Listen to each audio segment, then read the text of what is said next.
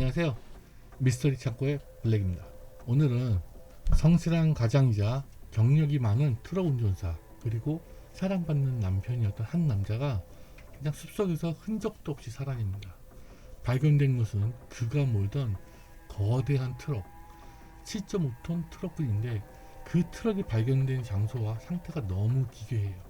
오늘 다룰 이야기는 1995년 아리조나주로 뒤흔든 미스테리 데빈 윌리엄스 실종 사건입니다. 이 사건은 파헤치면 파헤칠수록 알 수 없고 미스테리한 의문점 투성입니다. 마지막엔 도대체 이해할 수 없는 그의 행적을 보게 되면 얼마나 이 사건이 요상한지 알게 될 거예요. 미스터리 창고는 미스터리한 실종이나 사건, UFO, 음모론 같은 것들 다루는 채널인데요. 이런 이야기를 좋아하시면 여기가 바로 그런 채널이니 구독, 좋아요, 그리고 알림 설정까지 꼭 부탁드립니다. 데빈 윌리엄스의 실종 이야기 시작하겠습니다. 1995년 5월 27일 토요일 저녁 트럭 운전사 데빈은 아리조나주 킹맨의 한 트럭 휴게소에서 멈춰 섰어요. 그는 캘리포니아에서 굉장히 신선한 채소와 과일을 싣고 캔서스시티로 향하던 중이에요. 원래대로라면 월요일 아침까지 도착해야 되는 일정인데요. 이곳에서 그는 회사 본사에 전화를 겁니다. 내용은 지금 너무 피곤해서 도저히 잠을 잘 수가 없어요. 여기서 하루 정도 푹 쉬고 날짜를 맞춰서 월요일 아침까지는 반드시 배달을 완료할게요. 평소 성실함으로 신뢰받던 그였기에 회사는 그의 휴식을 당연히 허락하죠. 그리고 데빈은 곧바로 아내 메리 루에게도 전화를 합니다. 여기 킹스맨인데 내가 너무 피곤해서 잠시 쉬다가 다시 운전할 거야. 월요일 도착이니까 그때 봐. 사랑해. 데빈은 평소 아이들과 지내기를 좋아하는 평범하고 다정한 가장입니다. 사진으로 보면 굉장히 터프한 컨트리 아저씨 같지만 전혀 그렇지가 않아요. 원래 트럭 드라이버들은 장시간 운전을 해야 하기 때문에 각성제를 많이 사용한다고 합니다. 데빈은 그런 것에 손대지도 않았고 착실한 기독교 신자이자 굉장히 가정적인 사람이었다고 합니다. 그리고 최근에 집을 새로 구입하느라 일을 더 많이 해야 했지만 일하는 게 싫은 게 아니고 집을 떠나서 아내와 아이들 곁에 못 있는 것 때문에 트럭 운전이 아닌 다른 일을 하고 싶어 했지만 트럭 일만큼 큰 돈이 들어오지 않아서 열심히 드라이브 일을 했다고 해요. 5월 29일 월요일 트럭으로 배달이 되어야 할 과일 도매상으로부터 회사로 전화가 한 통 옵니다. 오늘 들어와야 할 과일 트럭이 아직 도착 안 했습니다. 확인 좀 부탁해 주세요. 트럭 회사 사장은 데빈의 성실함과 정확한 시간 관리를 유명한 데빈에 대해서 신뢰가 굉장했어요. 크게 동요하지 않고 이렇게 이야기합니다. 이제 몇십 분 지났으니 금방 도착할 겁니다. 약간 늦어지는 경우도 가끔 있어요. 금방 올 것 같으니 조금만 더 기다려 주세요. 그리고 전화를 끊습니다. 월요일 늦은 오후 집에 도착해야 할 데빈이 도착하지 않자 아내 메리루가 회사에 전화합니다. 데빈이 아직 집에 도착하지 않았는데 혹시 무슨 문제가 있는가요? 그제서야 데빈에게 문제가 생겨서 아는 회사 사장은 모든 기사들에게 무전을 치고 데빈의 위치를 파악하려고 합니다. 그리고 메리루는 경찰에 실종 신고를 하게 됩니다. 이 날이 월요일입니다. 자, 데빈의 트럭은 실종 신고를 받은 경찰에 의해서 금방 발견돼요. 바로 그의 트럭이 아리조나주의 톤토 국립공원에서 운전자 없이 빈 차로 발견되었습니다. 그래갖고 견인되어서 보관 중이라는 아리조나주 경찰에게서 연락을 받아서 알게 됩니다. 하지만 트럭이 발견될 당시 드라이버였던 데빈은 그 어디에도 없었다는 리포트를 받게 됩니다. 실종 신고를 한 29일, 바로 하루 전인 28일에 이 사건이 어떻게 전개됐는지 알 수 있는데요. 28일에 있었던 어떻게 트럭이 발견되었고 이 사건이 왜 미스터리한 사건으로 구분되는지 그 전말을 파헤쳐보겠습니다. 5월 28일 아리조나주 톤토 내셔널 국립공원 이곳에서 캠핑 중이던 린 야링턴 부부는 좁은 길가 옆에 자동차를 세워놓고 텐트를 옆에 치고 쉬고 있었어요. 부부는 한참 쉬고 있는데 멀리서 나는 소음으로 텐트 밖으로 잠시 나옵니다. 이상한 굉음이 어디서 나는지 찾던 중 멀리서 먼지가 점점 커지는 모습을 뚫어지게 보다가 화들짝 놀라요. 그 좁은 길, 등산로 같은 좁은 길을 도저히 들어올 수 없는 거대한 트럭이 전속력으로 미친 듯이 질주하면서 자신들 방향으로 막 오고 있는 걸 보게 돼요. 큰 소리로 손을 들면서 자신들 위치를 알렸지만 트럭은 점점 다가오는데요. 린 부부는 자신의 SUV를 들이받을 듯 달려오는 트럭을 피하기 위해서 급하게 차를 후진시켜야 했습니다. 너무나 어이가 없어서 트럭이 간 곳을 보면서 뭐 저런 사람이 다 있어 하면서 쳐다봤대요. 길 옆으로 겨우 주차한 자신의 차를 움직이려는데 방금 없었던 트럭이 다시 전속력으로 이번엔 반대방향에서 다시 우욱 하고 돌진해 옵니다. 그러더니 이 부부 앞을 그냥 웅 하고 지나가 버리는데요. 링 야링턴은 당시 데빈의 얼굴을 아주 가까이서 보았대요. 그는 마치 앞에 차가 있다는 사실조차 인지하지 못하는 것 같았고 눈은 앞만 고정한 채 아무런 감정 없이 운전대만 잡고 이러고 있는 모습을 똑똑히 봤다는 거예요. 이 공포의 질주는 캠핑객들 사이에서 헤집으면서 몇 차례나 반복되었고 사람들은 이 광기 어린 운전에 생명의 위협을 느껴요.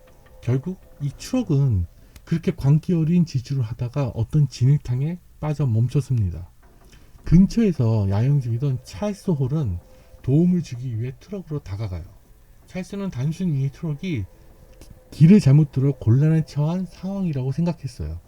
진흙탕에 빠져서 트럭을 가만히만 쳐다보고 있는 데빈에게 달려가 여보세요? 도움이 필요하시나요? 아무 대답이 없어요. 여보세요? 여보세요? 도움이 필요하시나요? 좀 재차 물었는데도 아무 대답이 없습니다. 좀 짜증은 났지만 다시 한번 물어봅니다. 여보세요? 혹시 도움이 필요하면 말씀하세요. 이렇게 재차 묻자 가만히 서 있던 데빈이 천천히 고개를 돌리는데 그 모습이 너무 괴기해서 등줄기에 소름이 돋았대요. 초점은 아예 없고요. 턱은 너무 더더더더 떨어갖고 이빨이 부딪히는 소리가 따다다다다닥 한 소리를 내면서 공포에 질린 듯 목소리로 저를 잡으러 오셨나요? 저는 그럼 감옥 가야 되나요? 그러더니 횡설수설하며 주변을 극도로 경계하더랍니다. 찰스 홀은 당시 데빈의 상태를 보며 마치 누군가에게 쫓기거나 트럭 안에 누군가가 숨어서 그를 협박하고 있는 것 같은 느낌을 강하게 받았다고 증언했어요. 데빈은 찰스의 도움을 거부한 채 찰스가 무기를 가지고 있을지도 모른다는 의심까지 해요. 그러면서 극도로 방어적인 태세를 보이면서 얼마 후 그는 자신의 모든 소지품을 트럭에 둔 채로 어두운 숲속으로 뛰어가서 사라져버려요. 캠핑객들의 빗발치는 신고를 받고 출동한 현장 대리인 딘 윌슨은 현장에 도착하자마자 자신의 눈을 의심합니다. 톤토 국립공원 깊은 숲속 진흙탕에 처박힌 40피트나 되는 거대한 냉동 트레일러는 그 존재만으로도 그 배경과 어울리지 않는 거고요. 그 트럭의 상태는 더욱 이상했어요. 엔진은 계속 켜져 있었고 전조등은 어두워진 숲을 밝히고 있었는데 운전석 문은 활짝 열렸지만 그 안에는 데빈 대신 그의 안경, 지갑, 트럭 열쇠만 놓여 있었어요. 마치 운전하던 사람이 뭔가에 놀라서 급히 몸만 빠져나간 듯한 모습이었어요. 더욱 놀라운 점은 트레일러에 실린 신선한 상추와 딸기 화물이 단 하나도 손상되지 않고 그대로였다는 거예요. 범죄의 흔적도 강도의 침입 흔적도 없는 완벽하게 깨끗한 실종입니다. 데빈 윌리엄스의 차량은 결국 캠핑장에서 토잉되면서 경찰 리포터에 차주가 없는 트럭으로 등록됩니다. 이 사건이 일요일입니다. 자, 이렇게 일요일에 데빈의 차는 아리조나 국립공원에서 경인되면서 차주 없는 실종차로 일요일에 등록이 됩니다. 그리고 월요일 캔사스시티에서 실종 신고로 접수된 데빈의 차량이 국립공원에서 발견된 트럭인 것을 알게 된 아리조나주 경찰은 대대적인 수색을 시작하는데요. 며칠 동안 이어진 수색에도 데빈의 흔적은 발견되지 않았습니다. 결국 수색은 마무리되고 데빈은 실종자로 남게 됩니다. 1996년 5월 실종 지점에서 불과 0.5마일, 한 700에서 800m 정도 되죠. 매일 수백 명이 지나다니는 등산길에서 방문객에 의해 인간의 해골이 발견이 됩니다. 치과 기록 대조 결과 그것은 실종된 데빈 윌리엄스였습니다. 하지만 이상한 점은 한두 가지가 아니에요. 해골이 발견된 지점은 수색 당시 수십 번도 더 지나갔던 곳입니다. 그리고 왜 2년 동안 아무도 발견하지 못했을까요? 그렇게 많은 사람이 왔다 갔다 하는데 사인 역시 미국에 빠졌습니다. 유골이 너무 부패해서 타살인지 사고사인지조차 판별할 수가 없었대요. 이 사건은 수많은 의문점이 존재합니다. 먼저 너무 피곤한데 잠이 안 와서 쉬어야겠다던 데빈. 피곤해서 잠을 못 잔다고 했던 점, 도대체 뭐 때문에 피곤한데 잠을 못 잤을까요? 거기에다가 잠시 쉰다고 했던 데빈은 왜 갑자기 쉬지도 않고 운전을 시작했는지. 그리고 그는 킹맨에서 40번 고속도로를 타고 동쪽으로 달려야 했는데요. 하지만 그는 플래그스텝소에서 갑자기 남쪽인 17번 고속도로로 방향을 틀어요. 목적지와는 완전히 멀어진 선택이에요. 동쪽으로 가다가 계속 동쪽으로 가야 되는 거를 갑자기 남쪽으로 튼 거예요. 마치 무언가를 쫓기던 남쪽으로 질주하던 그는 급기야 260번 국도를 거쳐 일반 차량도 힘겨워하는 그 좁은 톤토 국립공원의 거친 비포장도로로 그 거대한 트럭을 몰고 들어간 거예요. 숙련된 드라이버였던 그가 왜 이런 자살 행위에 가까운 경로를 택했는지 수많은 의문점이 남아있습니다. 입을 떠며 공포를 호소하던 데빈, 그는 정말 수면 부족으로 인한 환각을 본 걸까요? 아니면 정말로 알 수 없는 누군가에게 쫓겼던 걸까요? 그리고 매일 수많은 사람이 왔다 갔다 하는 등산로에 갑자기 나타난 유골.